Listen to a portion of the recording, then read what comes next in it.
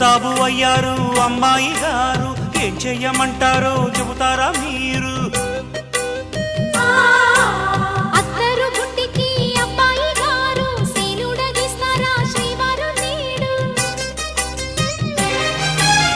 అందాక వచ్చాక ఉయ్యాలో నీకు అగచాటు తప్పేనా డియాలో?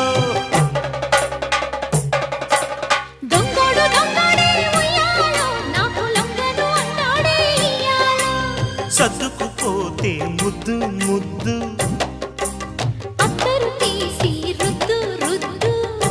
సొగసరివే